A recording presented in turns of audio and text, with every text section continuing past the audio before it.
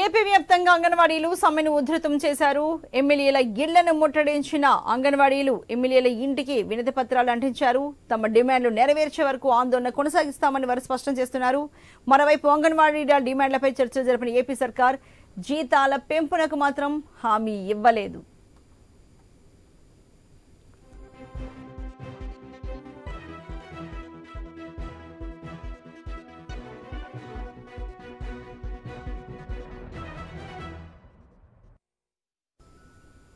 ప్రకాశం జిల్లాలో అంగన్వాడీల ఆందోళనపై మరింత సమాచారాన్ని మా ప్రతినిధి సుధాకర్ అందిస్తారు. సమస్యలను పరిష్కరించాలని డిమాండ్ చేస్తూ ప్రకాశం జిల్లా వ్యాప్తంగా అంగన్వాడీలు చేపట్టిన ఆందోళన రోజు రోజుకు ఉధృతమవుతుంది. ఇప్పటికే అంగన్వాడీలు చేస్తున్న ఆందోళన 16 రోజులు చేరుకుంది.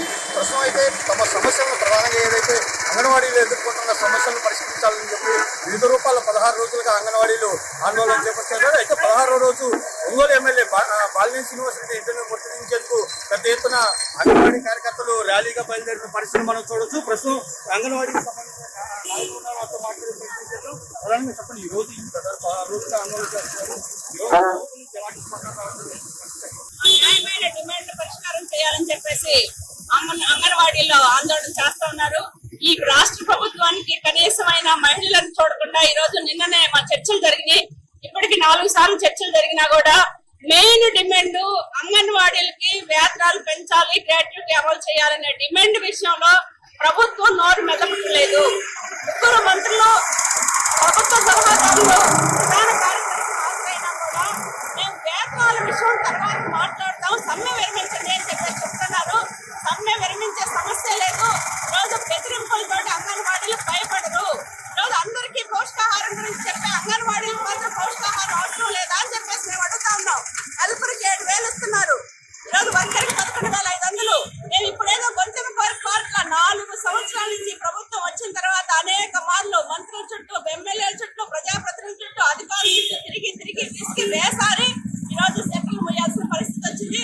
ఎప్పుడైనా ప్రభుత్వం ఆలోచన చేయాలి. ఈరోజు మా రాష్ట్ర వ్యాప్తంగా 175 మంది ఎమ్మెల్యేలకి రిప్రజెంట్ చేస్తున్నాం. ఒంగోలులో కూడా బాలినేని శ్రీనివాసరెడ్డి గారికి రిప్రజెంట్ చేయాలని మేము బయలుదేరాం. ఈ ఎమ్మెల్యేలు అందరూ కలిసి ముఖ్యమంత్రి గారి మీద ఒత్తిడి తీసుకురావాలి. వేతనాల విషయంలో ముఖ్యమంత్రి గారు మాతో చర్చలు జరపాలి. ఇచ్చిన హామీ మేరకు తెలంగాణ కన్నా అదనంగా వేతనాలు పెంచేంత వరకు మా సమ్మె కొనసాగించి తీరుతామని చెప్పేసి మేము ఈ సందర్భంగా హెచ్చరిస్తా ఉన్నాం. వేతనం 26,000 రూపాయలు రాష్ట్ర ఖజానా ఇబ్బందుల్లో ఉందని చెప్తే సరే, మన ముఖ్యమంత్రి గారు ఒక హామీ ఇచ్చారు. ఆ రోజు ఒక్క ఛాన్స్ అని చెప్పి మా నెత్తిన చేయబెట్టి అమ్మ మన ప్రభుత్వం అధికారంలోకి వస్తే తెలంగాణ కన్నా 1,000 రూపాయలు అదనంగా ఇస్తా ఉన్నారు. ఈ రోజు తెలంగాణలో 18,000 రూపాయలు అమలు చేయబోతా ఉన్నారు. కాబట్టి మీరు ఇచ్చిన హామీ ప్రకారమైన ఇవ్వమని చెప్పి మేము అడుగుతా ఉన్నాం.